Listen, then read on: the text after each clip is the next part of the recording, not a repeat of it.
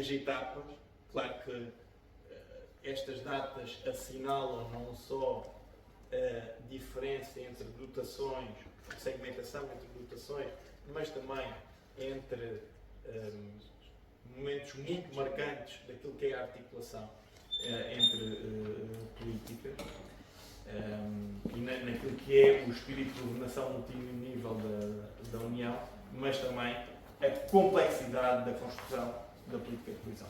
Mas diria que depois aquilo que no final do dia conta foi que com o programa regional o Alentejo ficou com uma fatia grande.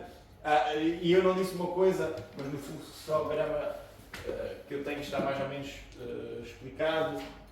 Claro que depois uma parte importante da construção dos ciclos de programação comunitária é a definição dos objetivos de política, objetivos estratégicos, e que neste caso passaram a ser síntese e que estão aqui vertidos na forma da incorporação regional dos melhores. É transversal a quase todos os programas. A fatia maior da alocação de fundos corresponde ao objetivo estratégico ligado à sustentabilidade, e por isso o Alentejo Mais Verde é de facto o maior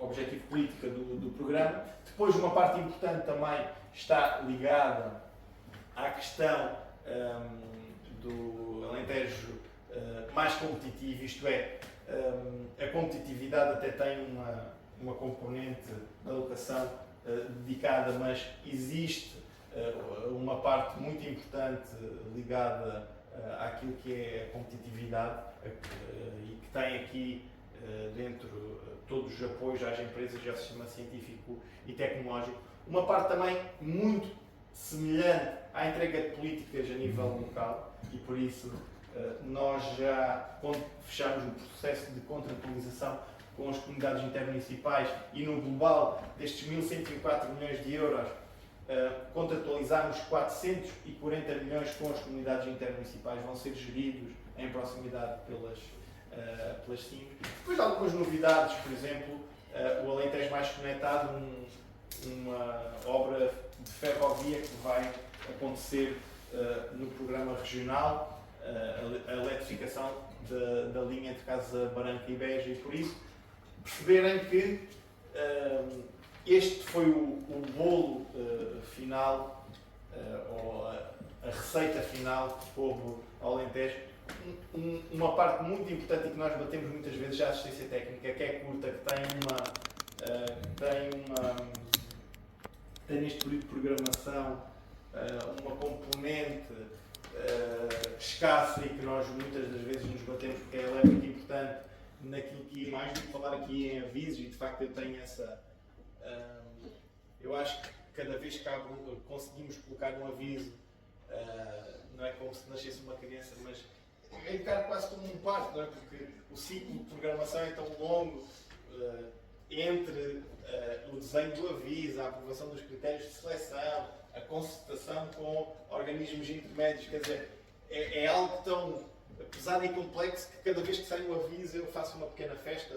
Esta semana foi uma boa semana por completarmos aquilo que é o ciclo de apoio às empresas com o sistema de apoio ao emprego e empreendedorismo, na parte social gerido pela autoridade de gestão, na parte de individual e empresas pelas comunidades intermunicipais, e é um aviso que de facto deu muito trabalho, mas também muito gozo a construir. Mas onde é que estamos hoje? Num cenário em que, como se recordam, estamos quase com 2 anos de aprovação, não com 2 anos de execução, porque o primeiro aviso, efetivamente, ele só foi lançado em março de 2023, mas há aqui um número que para nós é expressivo, mas que exige muito trabalho e muita responsabilidade. Dos 1.104 milhões de euros, já conseguimos lançar a concurso, ao dia de hoje, 400 milhões de euros. E isso, de facto, é significativo. Ele tem uma expressão que coloca grande responsabilidade, grande peso na parte dos beneficiários, mas também da autoridade de gestão, que agora terá que tratar estes valores. Mas temos um outro dado que já é muito interessante, que é o fundo que já foi solicitado em candidaturas de operações já é superior àquilo que nós colocámos a concurso. Claro que vão dizer assim, pois, é quando falamos de empresas, aqui este número é muito impressivo. Certo, e há uma parte desse valor que, ou por não haver elegibilidade, ou por não haver execução, há uma parte deste valor que não se irá concretizar.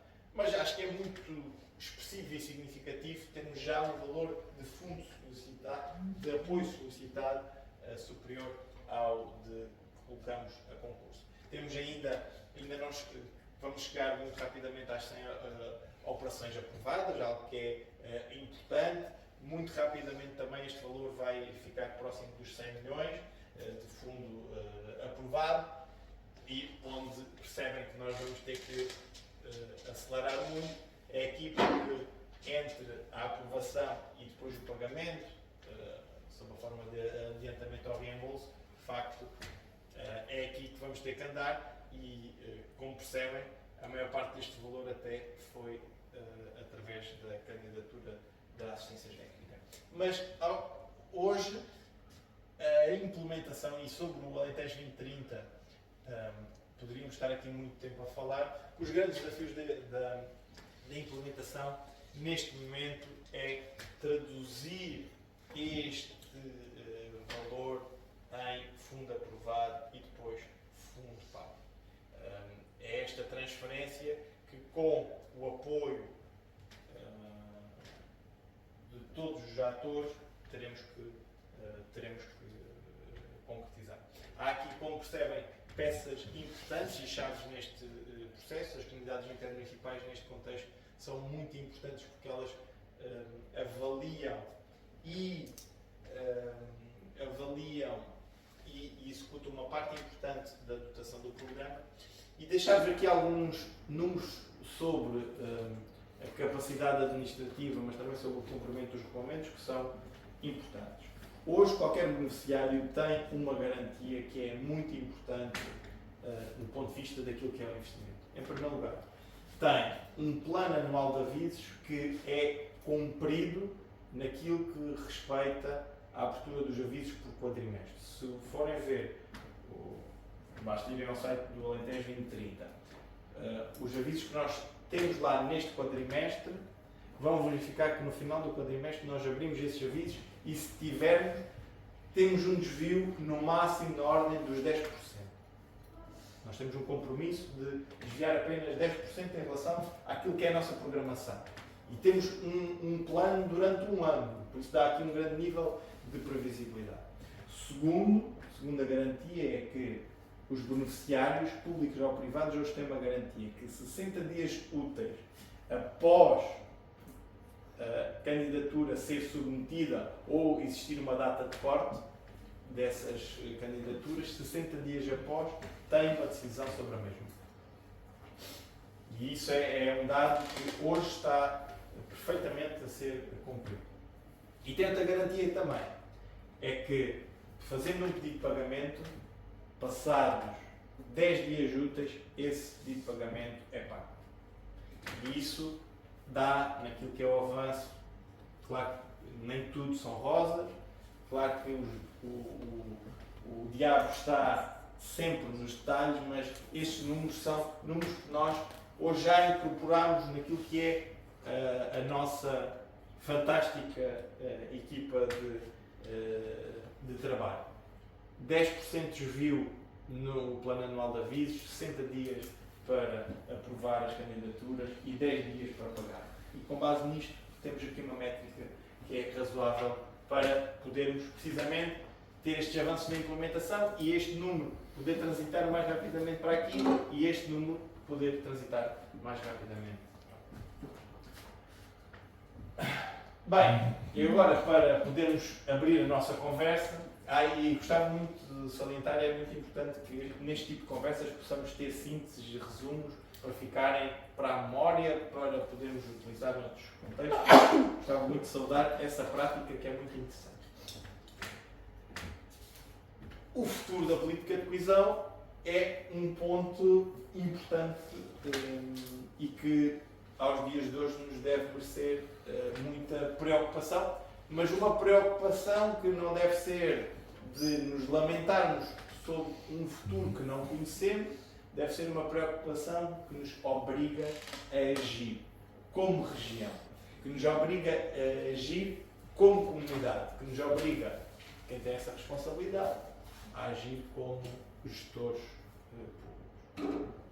Porque aquilo que se prepara para fazer, eu coloquei aqui esta peça, se puderem depois recuperar este artigo, ele está interessante, foi lançado no início da Semana Europeia das Regiões e Cidades, tem uma pequena entrevista ao Vasco Cordeiro, que é o presidente do Comitê das Regiões, mas estas pistas que estão vertidas neste artigo, de alguma forma, em algum tipo de conversas, de corredor, já começam a ser mais visíveis, ou começam a ganhar algum corpo.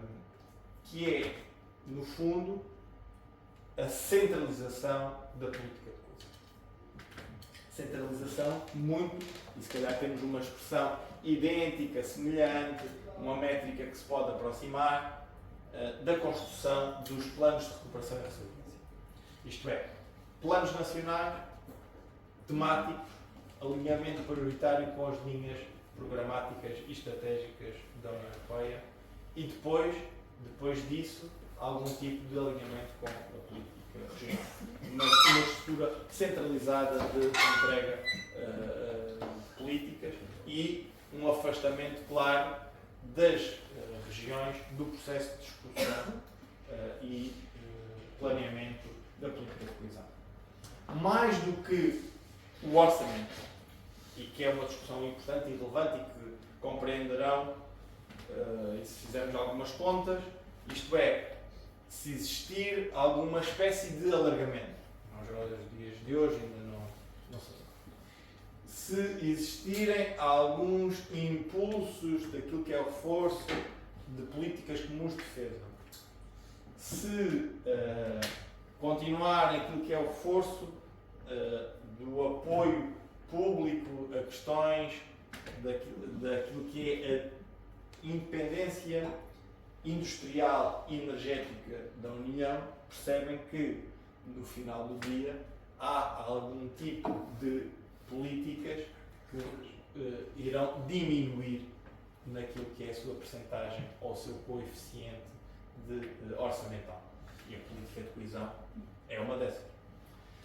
Isso, quer dizer, não falando só da questão do orçamento, temos que falar depois como é que se vai consubstanciar o desenho deste quadro que daqui até ao verão vai começar a ser definido. O Alentejo fez e por isso é que eu acho que nós temos de ter aqui uma postura ativa, uma postura não de reagirmos a um pacote que já possa depois estar fechados, podemos ter aqui um papel, isto é, Mora, o Alentejo Central, o Alentejo, Portugal, ter um papel ativo na construção do desenho da política de coesão. Porque ela, de facto, vimos no início, ela entregou resultados concretos a este território. O Alentejo fez aprovou no último comitê de acompanhamento um grupo de trabalho para precisamente posicionar o Alentejo naquilo que é o futuro da política de coesão, a dois níveis. Naquilo que é precisamente a discussão que aqui estamos a ter e outra que perceberão é importante também à escala regional, porque o Alentejo, tendo sido alterada a sua NUT 2, isto é, passou de uma NUT, como viram ali, de 5 NUTs 3, porque ainda tinha a Alzíria, desde 1 de janeiro de 2024, deixou de ter a Alzíria para efeitos estatísticos, continua apenas no programa.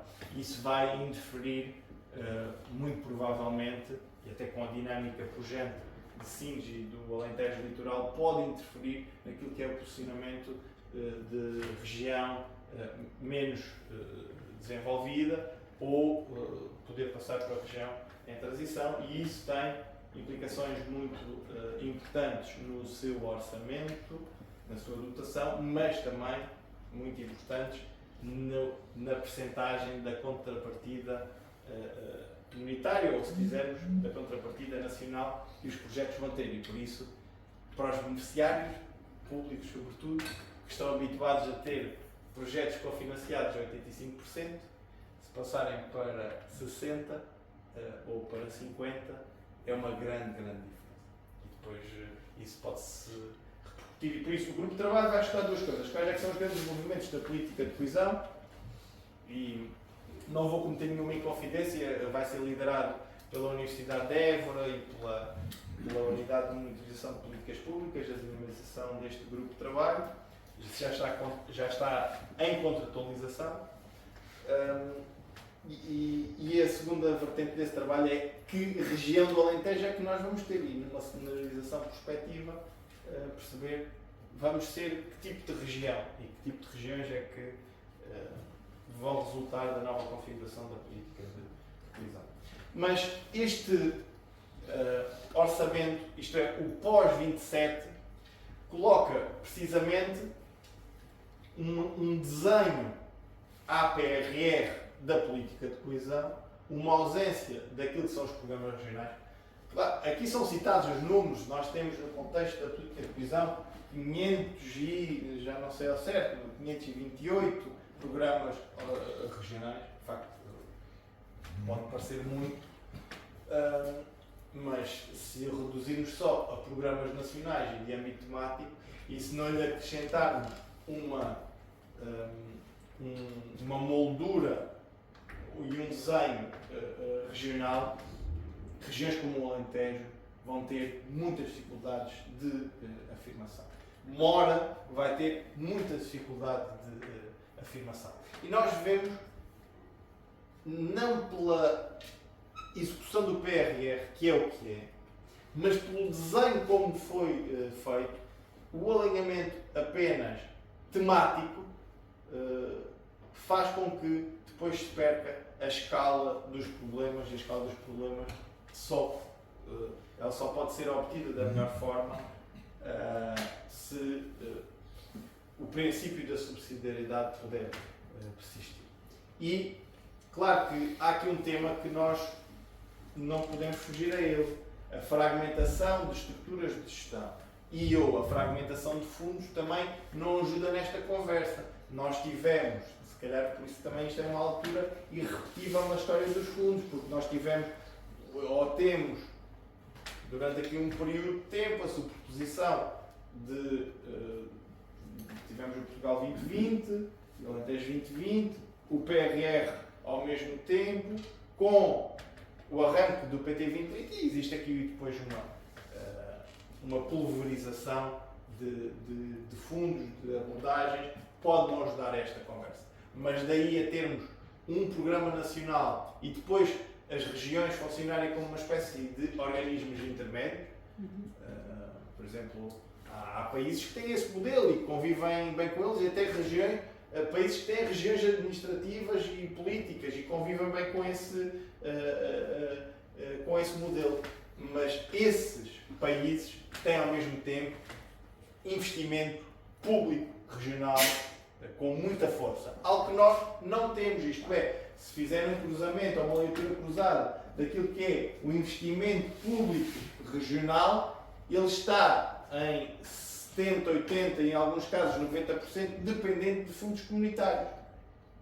Não é? E isso, de facto, pode servir a países que depois têm financiamento público regional muito expressivo. Por isso, esta entrega de políticas é muito preocupante, e eu gosto de brincar com a inteligência artificial, e coloquei dois documentos, um que expressava aquilo que é o novo desenho da Comissão Europeia, o pós-27, e depois o atual desenho. Mas não tenho sido muito feliz aquilo que o software nos desenvolveu. Há aqui uma coisa que se percebe, que é, deixamos de ter um país que funciona a cada região e passamos a ter um país que funciona a uma só cor, a uma só métrica, e de facto isso não serve aquilo que é a entrega de políticas a nível regional. Mas, quais é que são, no fundo, as preocupações que aqui temos? É um enfraquecimento da política de coesão por duas vias, via orçamental e via daquilo que é a sua concepção, e as regiões serem remetidas para um segundo plano na definição de políticas à escala da União Europeia.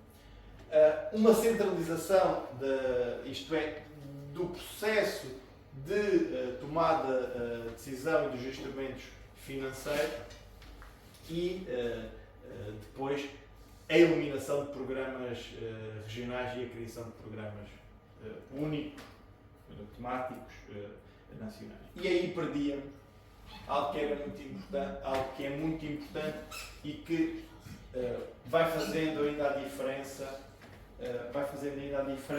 no contexto da afirmação da política de coesão, e que são os instrumentos territoriais. Vejam como é que seria compatível a criação de instrumentos territoriais com programas nacionais, e de que forma é que os mesmos ficariam encaixados nessa moldura. São os instrumentos territoriais que hoje entregam aquilo que são as políticas dos serviços de interesse geral às comunidades, através das ITIs SIMs. São os instrumentos territoriais que hoje, por exemplo, são focados como boas práticas no seio da União Europeia, e refiro-me ao investimento territorial integrado que nós temos com o Algarve sobre a água e ecossistemas de paisagem. São os instrumentos territoriais que permitem os consórcios de centros urbanos, permitem algum tipo de inovação no espaço não urbano, que são as parcerias para a coesão não urbanas, que é um instrumento que está aberto e que eu gostava muito que pudessem ver com propriedade. São os instrumentos territoriais que garantem, por exemplo, a valorização de recursos endógenos à escala do Alentejo, e por isso pensar na construção de políticas de coesão que no final do dia não tenham um encaixe direto, e esse encaixe são os programas regionais para a criação de instrumentos territoriais, é um erro. É um erro que nós, de alguma forma, nestas conversas, noutras, temos que procurar ir quebrando, um erro que devemos, pela afirmação dos bons exemplos de execução, ir transformando, e é precisamente com a riqueza do contexto da aplicação dos fundos, que foi aqui referido pela Carla, como é que os fundos de facto são importantes. O evento que tivemos no Air Summit é um evento importante também, que tem muito do espírito e do apoio dos fundos comunitários para a sua concretização. Hoje o Alentejo é um espaço também de inovação. Nós temos conseguido, em torno da nossa estratégia de especialização inteligente, um grande avanço naquilo que é o modelo de governação, a participação e a construção de políticas de inovação de baixo para cima. Vamos estar agora, fomos convidados para apresentar o nosso exemplo num evento das comunidades práticas das estratégias de especialização inteligente, que vai acontecer em Itália, em Rimini, e de facto, se pensarmos nesta aplicação dos fundos sem programas regionais, pensamos num vazio que dificilmente é preenchido com a solução de programas apenas de âmbito nacional. Eu terminava dizendo, ainda tenho aqui esta parte importante, antes de terminar, e falta aqui um relatório, mas existem aqui alguns relatórios e alguma literatura que é importante para nós irmos consultando. A mais atual agora é o relatório da competitividade, que foi elaborado pelo Mario Draghi, e curiosamente são dois ex-primeiros ministros italianos, mas que basicamente diz que precisamos de escala, mas precisamos sobretudo de muito investimento público para conseguirmos competir num mercado global tão competitivo, e por isso temos que colocar recursos ao financiamento público, e vejo com bons olhos que alguns países, incluindo Portugal, tenham dito que estavam disponíveis para aumentar as contribuições para a União Europeia e com isso reforçar aquilo que é depois a fatia de investimento público. O relatório LET é muito interessante porque diz uma coisa que é o mercado único foi criado para compensar, peço desculpa, a política de coesão foi criada para compensar o mercado único, mas o mercado único tem sido um espaço que estagnou, e os números que são lá apresentados são muito interessantes. Por exemplo, o mercado único, deixando fora a questão do mercado único de capitais, que é uma questão que volta é abordada, faz com que a maior parte das poupanças que são criadas no espaço económico da União Europeia servem para financiar grandes grupos económicos americanos que, por sua vez, e depois compram ativos na União Europeia. E isso faz com que grande presença desses grupos, e nós vemos, por exemplo, grandes grupos económicos que compraram ativos e participações importantes em Portugal. Muitos desses, o esforço de financiamento é feito através das poupanças e dos capitais europeus, que não deixa de ser um paradoxo. O nono relatório da coesão é muito importante sobre o contexto da aplicação da política de coesão, sobre a programação destes programas 21 e 27, sobre a questão e interferência da pandemia nos mesmos, sobre a sobreposição dos planos de recuperação e resiliência. Falta aqui um relatório interessante que foi lançado pelo Comitê das Regiões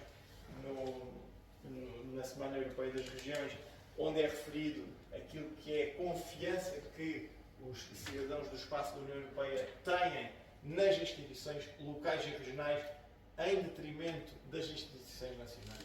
Isto é, nós sabemos que é assim, os cidadãos reconhecem aquilo que é o papel da autarquia local, não tendo autarquia regional, mas das estruturas regionais em detrimento das estruturas nacionais, e isso de facto faz com que fiquemos de alguma forma também arrepiados como é que de um momento para o outro poderíamos depois passar a ter espaços de governação dos fundos comunitários só a nível nacional, e por isso esse relatório do Comitê das Regiões, que por cima é presidido por um português, que nos deve também orgulhar, é muito importante. E diria que desta leitura cruzada temos aqui boas pistas sobre o futuro da política de coesão. E eu diria, terminando e abrindo agora aqui a nossa conversa, que de facto depois no final do dia aquilo que temos que procurar são espaços de articulação, mas também de projeto, porque há uma leitura que nós podemos fazer, ainda por cima neste tempo de oportunidades, e que é, hoje não existem territórios, nem regiões, nem locais apenas e só frágeis. Existe, vai transformando o nosso território, e é por isso que eu acho que cada um de nós está aqui sentado nesta sala hoje, é para encontrarmos esse projeto coletivo. E agora é a parte mais importante, que é de nós podermos ter aqui uma conversa, que eu acho que já falei. Um terço é extremamente importante. Todos nós sabemos e estamos conscientes do que representam os desafios, os riscos das alterações climáticas que temos pela frente, e de qual o papel e a importância que isso pode ter numa região como o Alentejo, que é mais território que pessoas e, portanto, tem um potencial de impacto muito grande. Qual é que será a percentagem futura? Eu sei que não tens a resposta, mas no fundo, eu se calhar traduzi isto de uma outra maneira. Qual é que é a tendência? Qual será a tendência no próximo quadro e qual é que é a posição portuguesa relativamente a essa tendência? Porque, quando digo portuguesa, digo obviamente qual é que é também o papel do Alentejo para influenciar essa tendência. Porque, enfim, parece-me óbvia a importância do tema e a importância dos impactos que vamos sofrer. E a segunda, parecida, mas sobre um tema diferente. Referiste, e essa é uma matéria que a mim me diz muito também, a importância da defesa como um provável eixo de investimento próximo futuro da União. Já está a acontecer, mas ainda com passos muito titubeantes, vai acontecer de uma forma mais concreta nos próximos anos, estou certo disso. Também uma outra discussão, a reindustrialização, o comprar europeu em vez de comprar chinês, a aposta em tecnologias inovadoras, aquela discussão a propósito dos campeões europeus, das grandes empresas europeias que precisamos ter para discutir a primazia em muitos mercados com empresas americanas ou outras. Qual é que é a posição portuguesa relativamente a estas questões? Ou seja, referiste a algum dos desafios que temos pela frente, a reforma drástica do modelo de financiamento, a centralização da política de coesão e quais são, no fundo, as apostas que a União fará no próximo quadro. Qual é que é a posição portuguesa relativamente a isso? E, obviamente, qual é que é o papel do Alentejo nessa discussão? Porque, efetivamente, como referiste bem, os riscos são de monta. E, por isso, a minha primeira pergunta, ou segunda, seria saber qual é que é a nossa posição relativamente a isso. Já disse nossa, portanto, já me conto aqui como município e parte interessada. Obrigado. Eu, se calhar, ia respondendo aqui às questões também colocadas pelo António e depois abrimos de novo aqui a discussão. E eu, se calhar, começava por duas tendências que de facto vão marcar ou a adequação dos programas atuais ou aquilo que é o desenho dos programas futuros, e há duas grandes tendências, e depois já lá vamos aos aspectos mais práticos que colocaste, isto é, falaste na adaptação às alterações climáticas e depois todo o domínio de industrialização / política de defesa. Mas há duas grandes tendências que vão marcar o futuro da política de coesão. Uma delas eu já referi aqui, eu acho que aí temos conseguido ter aqui algumas apostas inovadoras e até podemos vir aqui a ter um papel relevante, que é a água. A água vai marcar a tendência dos programas comunitários, de alinhamento dos atuais, mas também de definição política. Isto é, de que forma, e não falo da água na sua vertente do ciclo urbano, isto é, falo da água como gestão de um recurso, como aquilo que é a intervenção dos recursos hídricos, ligada ou cruzada com a Lei de Restauro da Natureza, que foi aprovada e que é muito importante nós podermos colocar em prática em regiões como o Alentejo. Por isso diria que, quando falarmos de tendências, esta é uma das que é menos abordada. A água vai ser uma tendência que vai marcar muito a construção ou a definição da política europeia. A outra é a habitação. E a habitação vai ser um tema que muito rapidamente não vai sair do nosso léxico de construção e de gestão de programa. Primeiro, porque o problema da acessibilidade à habitação não se vai resolver de forma fácil. Falo da acessibilidade à habitação, não falo da habitação. E porque nós hoje conseguimos perceber que a alocação de fundos comunitários pode dar resultados, mas isso vai demorar tempo.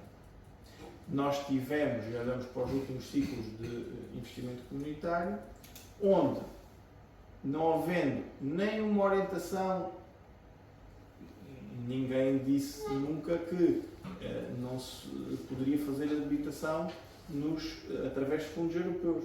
Mas isso não era um problema, não era uma orientação estratégica, o dinheiro não era canalizado para aí. Quando passou a ser um grande problema, a política nacional e comunitária teve que responder. Por isso diria que a água e a habitação, se eu tivesse que apostar fichas, eram as duas grandes orientações de mudança que a política de construção vai ter. Claro que, e já destapei aqui um pouco o véu, toda a componente de adaptação às alterações climáticas, restauro daquilo que são os ecossistemas ambientais, vai ser muito importante e relevante.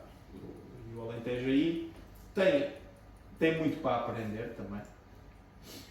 Por exemplo, nós ainda não temos, e se calhar é uma peça importante neste puzzle,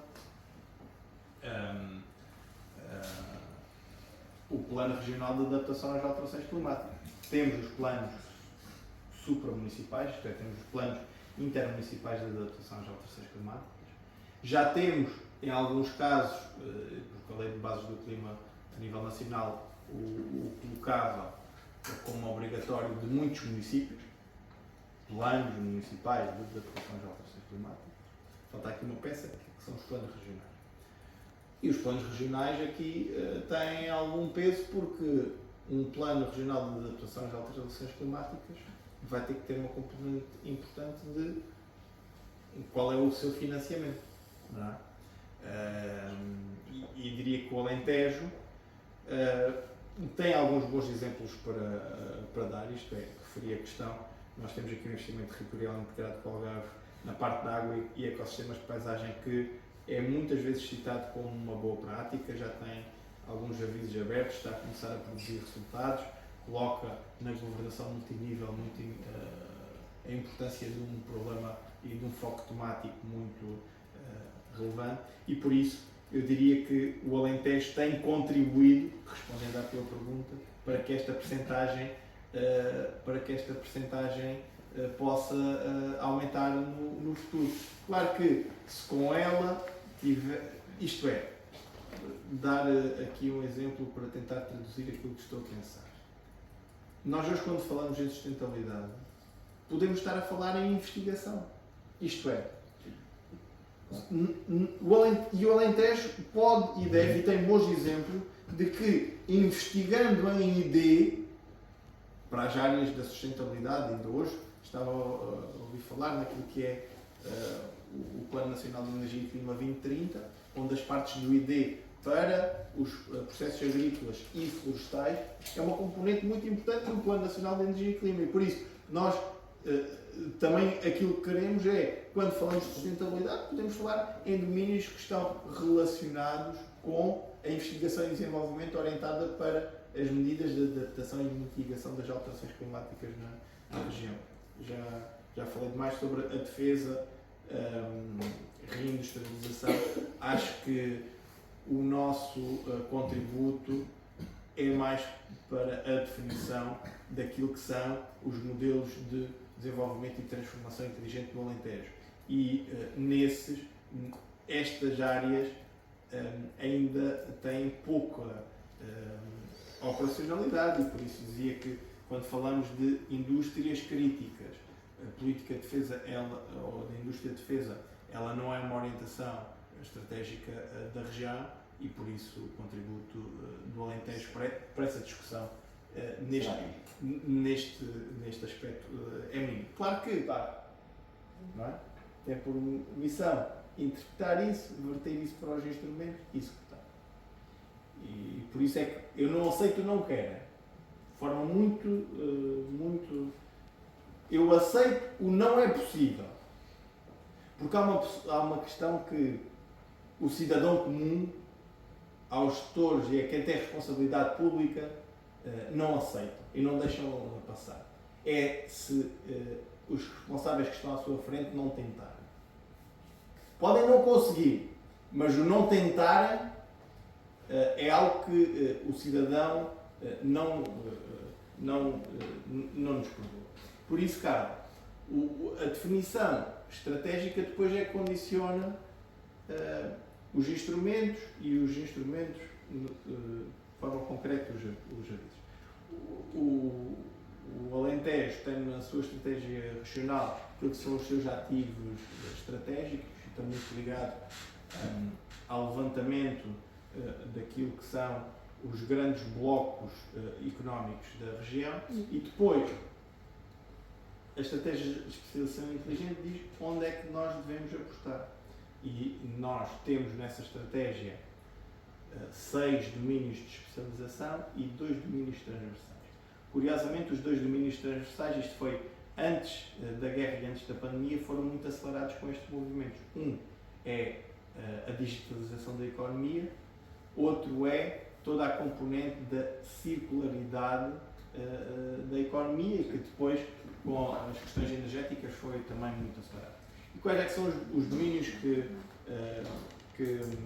o Alentejo escolheu apostar na sua especialização? Eu já falei aqui que são as indústrias culturais e criativas, e que são muito importantes. Outra, uma componente muito forte e que tem na adesão comunitária também uma grande ligação, que é a inovação social. A inovação social, como é que ela pode ser também traduzida em valorização económica. Todos os serviços de hospitalidade e turismo, e que são críticos no desenvolvimento da nossa região.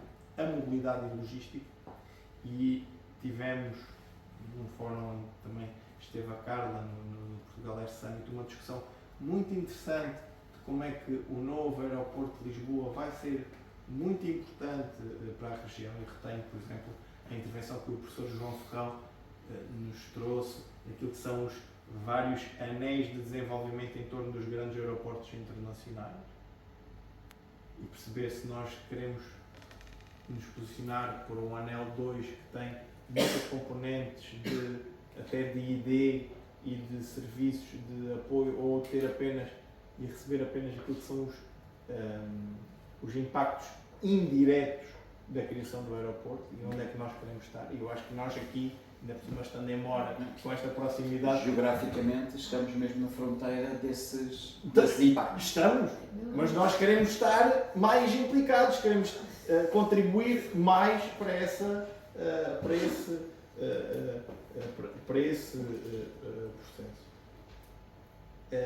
Eu estava a falar da mobilidade e logística e depois a bioeconomia sustentável, isto é, todos os setores de transformação da economia, dos setores ligados à economia sustentável, quer através de produção energética, quer através de formas alternativas de produção de combustíveis, e de facto temos uma grande panóplia de recursos, e depois toda a componente e fileira daquilo que são os recursos minerais também do Alentejo e, de uma forma muito especial, a questão dos recursos minerais ligados à pedra, e que tem aqui uma expressão no Alentejo Central muito importante e relevante. E depois, em torno destas estratégias, destes eixos, que são eixos de majoração daquilo que são os apoios, existe uma complementariedade de outros instrumentos. E por isso há uma necessidade da colocação dos impulsos e das vertentes estratégicas na programação. Se ela é sempre conseguida, não é. Não é porque existem também regulamentos, uns comunitários, outros nacionais, que impedem que alguns apoios, por exemplo, se nós quiséssemos financiar, estamos a falar do aeroporto, não é? Se quiséssemos financiar aqui uma grande obra rodoviária para nos aproximar ainda mais desse eixo, nós não podemos, porque isso não é permitido através dos regulamentos comunitários. E depois existe alguma regulamentação nacional que também condiciona, e por isso é neste encontro entre aquilo que são os nossos impulsos estratégicos e depois a arquitetura da regulamentação, que é no meio desta conjugação que nós conseguimos estabelecer a programação. Se haver aqui um capítulo de Alentejo mais verde não é lirismo, eu diria que não, porque, e atrevo-me a dizer isto, é uma opinião pessoal, hoje em dia o ecossistema ambiental do Alentejo não é protegido. É o maior ativo económico e de posicionamento estratégico da nossa região. Isto é, quando... Acho que temos de ter aqui algum... Desculpa, eu vi aqui com toda a boa vontade. Claro. Se quiserem, podemos trocar de posição e venham para aqui e eu também me vou rir na terceira fila, e eu acho que ficamos também... Eu acho que vivemos aqui para um espaço de respeito pela opinião que cada um tem. Mas como é que podemos então? Se a cada afirmação que produzo e que só me vincula a mim, e eu represento apenas aquilo que é a liberdade do meu pensamento, as pessoas na terceira fila se rirem daquilo que eu digo, acho que estamos a prestar um mau contributo e não vou deixar falar por uma questão. Porque fizemos aqui uma ronda final de questões e no final depois falarei. E tenho todo o gosto de falarmos sobre o que entenderem.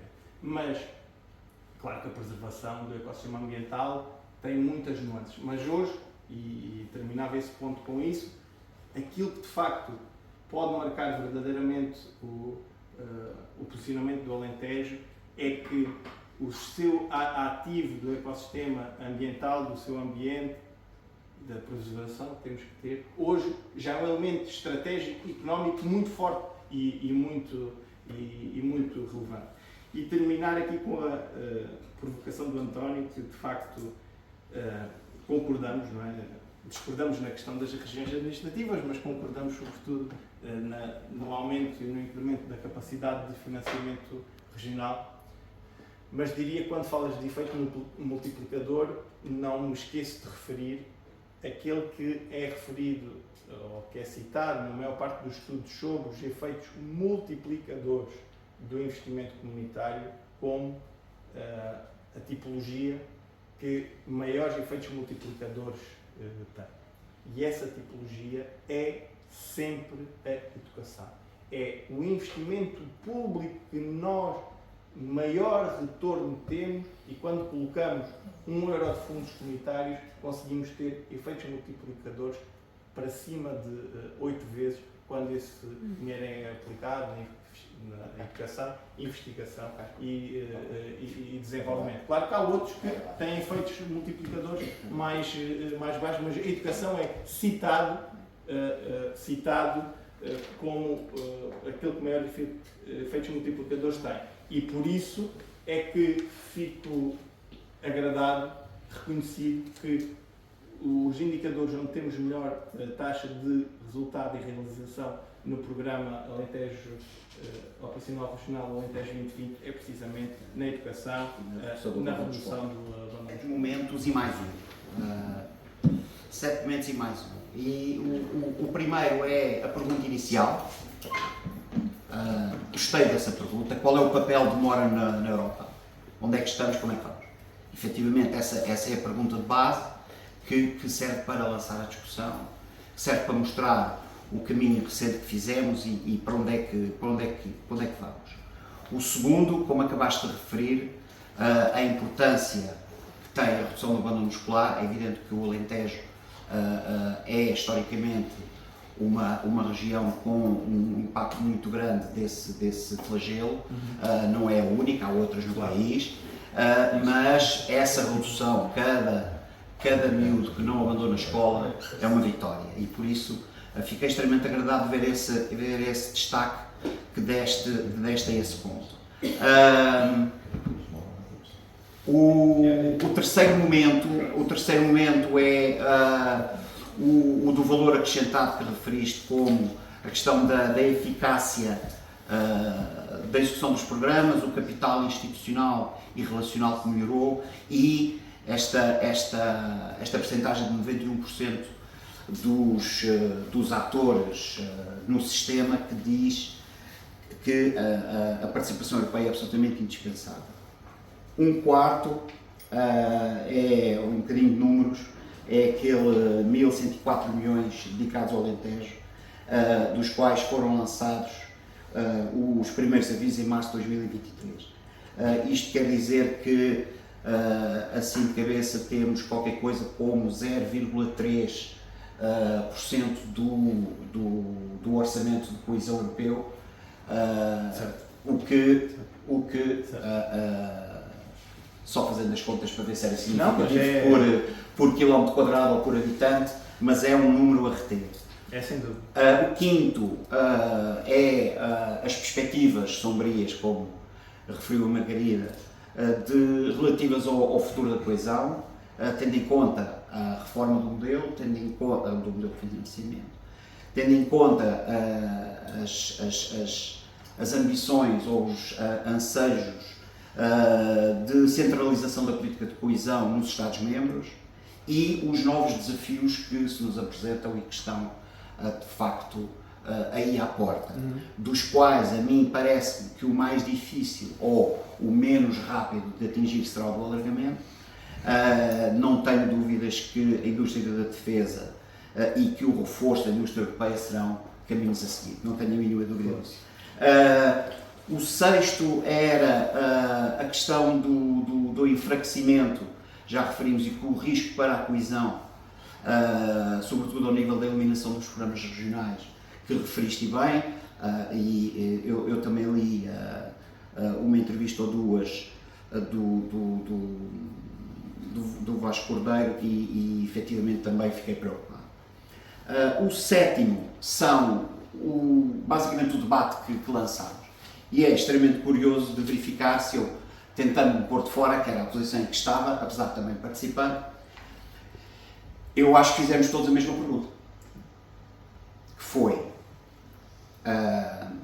como é que mudamos de paradigma, como referiu a Carla, como é que mudamos de formato, como é que mudamos de sistema, quando, como é que são tomadas as decisões e qual é o papel que nós podemos ter nesse capítulo. Efetivamente são questões decisivas.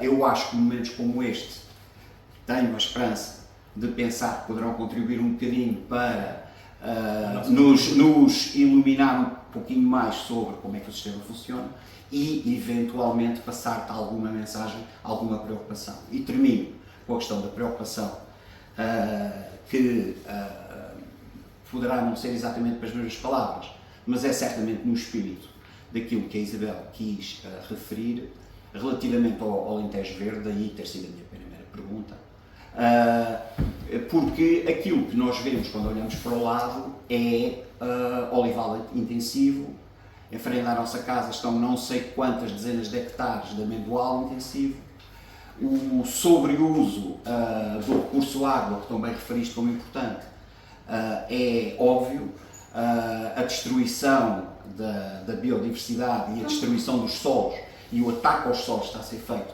através deste tipo de culturas é dramático e por isso diria eu, e só me responsabiliza a mim por esta frase, temos que pôr um cobro a isto. Por isso, peço desculpa do tom mais negativo com que termino, mas é um alerta que a mim me preocupa, partilhamos todos o mesmo território. E, efetivamente é dramático e temos que fazer alguma coisa para com isto. É só. Obrigado pela vossa atenção. Desculpem se esqueci de alguma coisa. Deixa-me só dizer uma coisa. Ele pode não ter boa letra, mas tem jeito para fazer resumos e por isso merece a nossa salvação. Obrigado. Poder transformar transformar isto numa conversa aberta, numa conversa franca entre nós, e é precisamente pelo facto de ser também associado e membro dos órgãos sociais da associação que estou aqui nesta dupla qualidade, e por isso queria agradecer-vos muito o convite e dar uma informação que ainda não está na nota biográfica, que sou também agora doutorando em gestão e estou a faltar aulas para estar aqui, por isso vamos dar por bem emprego este tempo aqui de convívio. A segunda nota, depois do agradecimento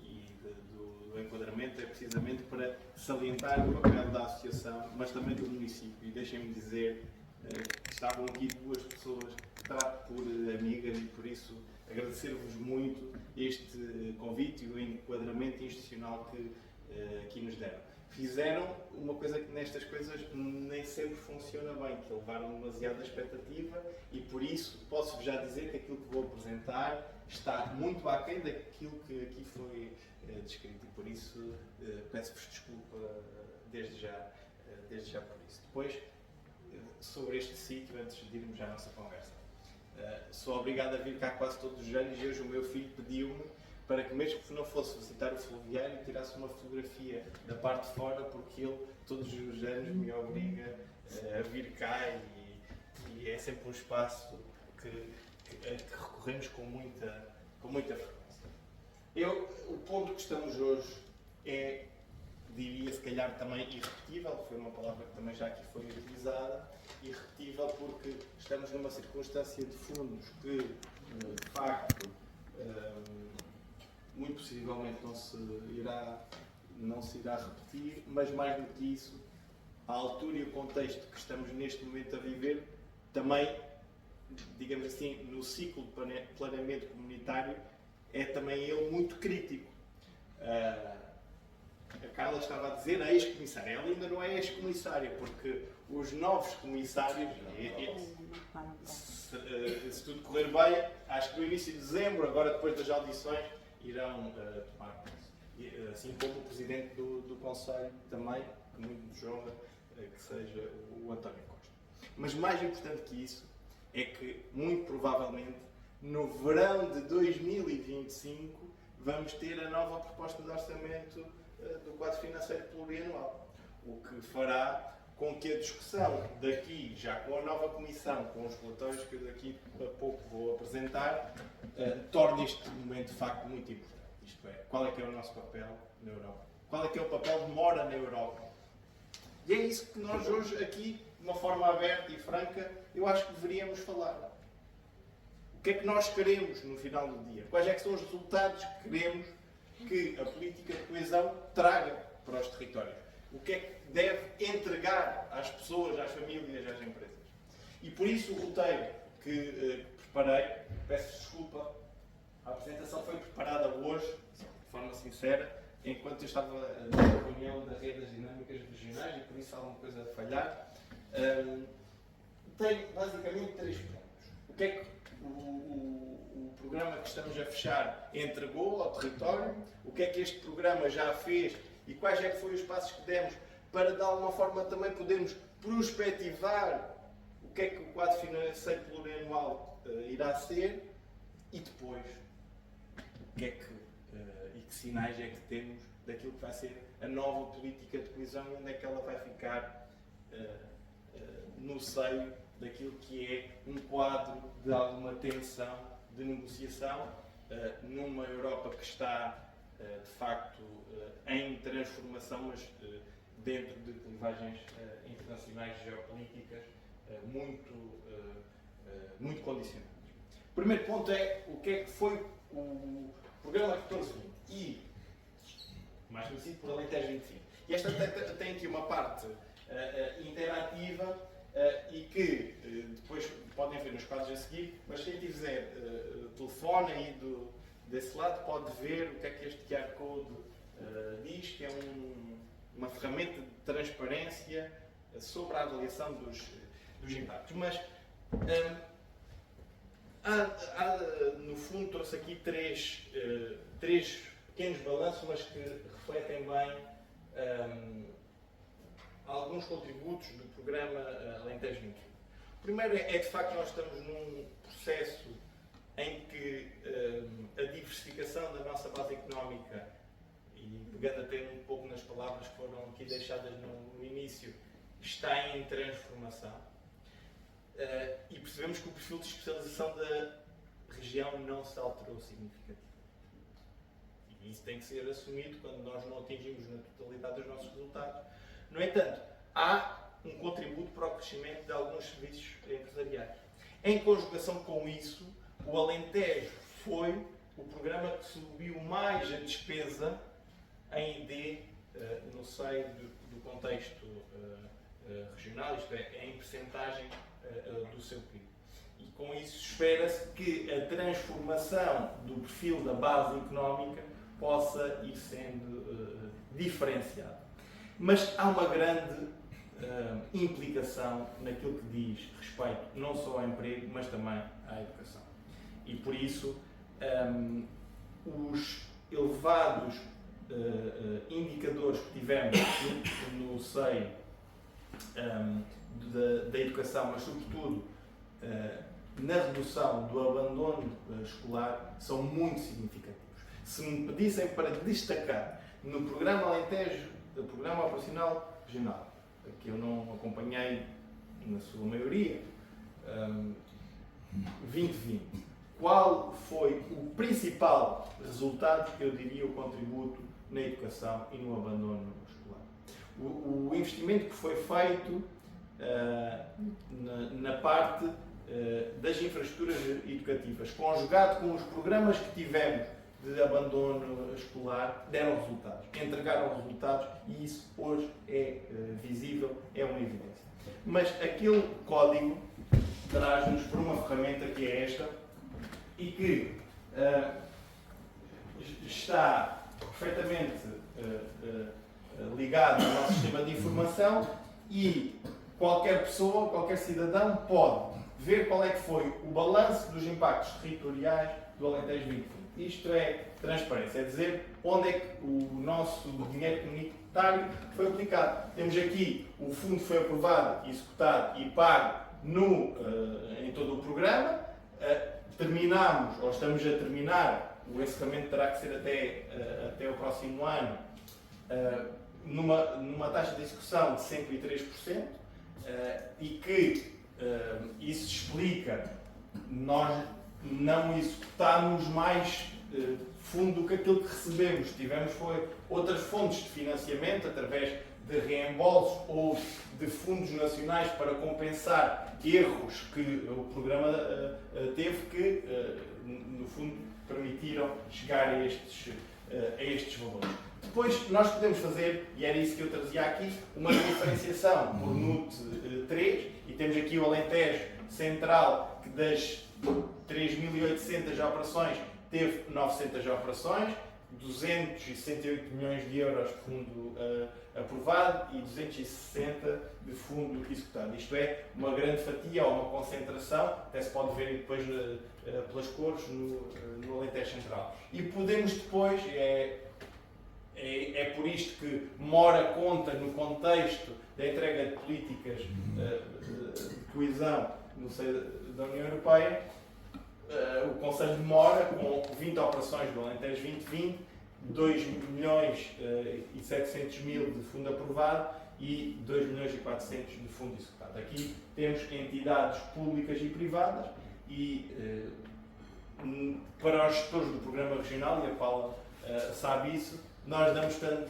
prevalência a uns como a outros. Eu às vezes até lhe mando de aprovações que fazemos de empresas que estão sediadas no Conselho de Mora, e que é muito importante receberem os nossos apoios. E por isso o programa regional do Alentejo teve, e aqui temos os 3 níveis administrativos do programa, uma realização plena. Em relação àquilo que é o valor acrescentado, podemos ter aqui, o valor acrescentado é qual é a diferença entre fazermos com fundos nacionais ou com outro tipo de fundos e aplicarmos os fundos da política de coesão. Em primeiro lugar, e que é muito importante, para todas as organizações, a orientação para resultados. Isto é, um dos principais contributos do programa Alentejo 2020 foi que as organizações públicas e privadas canalizaram os seus projetos com um nível de eficácia superior, mais orientado para os resultados. E isso, de facto, é um contributo daquilo que é o valor acrescentado da política de coesão que poucas vezes se fala e que eu acho que é muito importante trazer para este tipo de conversas como aquela que estamos aqui a ter. Mas eu diria que a que está abaixo é mais importante. E a Carla, eu conheci a Carla era técnica da Comissão Europeia, eu era um neófito gestor público, e eu acho que a Carla pode ter sentido isto nos nossos momentos de interação, nos nossos comitês de acompanhamento. Uma grande construção, e isto vai ser muito importante quando falarmos lá à frente sobre o futuro da política de coesão, dos programas regionais, é precisamente o aumento, o reforço do capital institucional e relacional. Hoje, nós conseguimos ter, claro que podem dizer assim, bem, mas isso era a entrega de fundos, como é que está a parte do planeamento? Isso é outra discussão importante, relevante, e que a Comissão de Coordenação e Desenvolvimento Regional também tem que privilegiar e tem que colocar como importante e relevante no seio daquilo que são as suas atribuições. Aqui falo na parte da gestão de fundos comunitários. A concertação de atores é um valor acrescentado da política de coesão. Nós, quando definimos uma estratégia regional, conseguimos chegar de posições muito diferentes e aproximá-las tendo âmbitos e focos temáticos muito claros e transversais a todo o território. Quando definimos, e que não é uma escolha fácil e que é uma escolha difícil, os domínios de especialização inteligente, basicamente, é quando dizemos estes são os setores em que queremos apostar e que vão transformar a nossa economia. Quando sentamos todos os atores do nosso ecossistema regional de inovação à mesma mesa para definir isso, temos ou exercemos aquilo que é o aumento e o incremento do capital institucional e relacional da política de coesão. E depois, este é um número que, isto é extraído do relatório de avaliação intercalar do programa. Este número eu acho que este número é obtido através de inquéritos aos nossos beneficiários, que afirmam que 91% dos promotores afirmam que não conseguiria realizar aqueles projetos sem o apoio da política de coesão. Este número eu trago várias vezes porque ele é muito revelador. 91% dos beneficiários afirmam que sem este tipo de apoio não conseguiria realizar os seus projetos. Eu acho que isso mostra bem aquilo que é o valor da política de coesão, mas também da gestão regional dos fundos. Eu hoje aqui peço desculpa, faço outro juízo de intenções, também vou puxar muito por aquilo que é a gestão regional dos fundos. E por isso, para terminar, o passado, é muito importante irmos para o presente. Tem, na coerência de políticas de contexto, um importante marco, isto é, o 2020 sofreu uma transformação brutal com a pandemia. Ela teve implicações, e vamos ver mais à frente quando falarmos do nono relatório da coesão, porque o contexto de programação dos novos programas foi feito em contexto de pandemia e depois com a guerra na Ucrânia, por isso acompanhou um período de profunda alteração do contexto mundial e europeu, mas o 2020 trouxe aqui este mix político, isto é, de complementariedade entre instrumentos, coloca aquilo que foi as necessidades, mas que nem sempre foi ao encontro das necessidades. E nós sabemos, nós hoje temos projetos que gostávamos muito de apoiar, mas que, ou por orientação estratégica, ou por obrigação regulamentar, não conseguimos apoiar. Eu hoje de manhã, na reunião da articulação funcional que estava a acontecer em Abrantes, onde estavam todos os programas regionais, estavam a ser apresentados quais é que são as tipologias com maior peso nos atuais contratos de desenvolvimento e coesão territorial, os antigos pactos. E, claro, uma grande prevalência está naquilo que é a entrega de serviços de interesse geral, escolas, saúde, regeneração urbana, mas havia lá um número de equipamentos esportivos assinalável. Retenho que eram 7% do valor dos pactos em equipamentos esportivos. Eu dei esse exemplo. O Alentejo foi um dos programas que, mesmo as elegibilidades neste acordo de parceria, tendo permitido o apoio a equipamentos esportivos, o Alentejo decidiu não mobilizar essa tecnologia.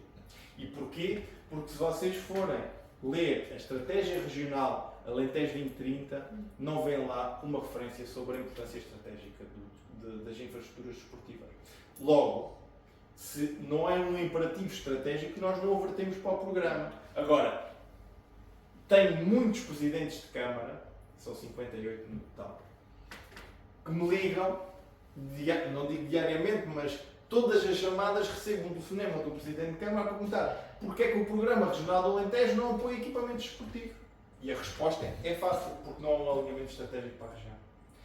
Mas aqueles 7%, se o Alentejo tem aberto essa tipologia, no contexto nacional, hoje era para aí 10% ou 12%. Isto é, nem sempre nós, no final do dia, ou por orientação estratégica ou por obrigação regulamentar, conseguimos ir ao encontro daquilo que são as necessidades da região e dos seus atores. E depois, isto vem um bocadinho ao encontro de CCDR, a Autoridade de Gestão, como um parceiro entre os atores regionais do território, como agente facilitador e promotor de desenvolvimento. E por isso, em relação ao período 14-20, eram estes os pontos que gostava de deixar. Agora, eu até me vou aqui socorrer nos números, porque é muito importante. Eu disse que iríamos ter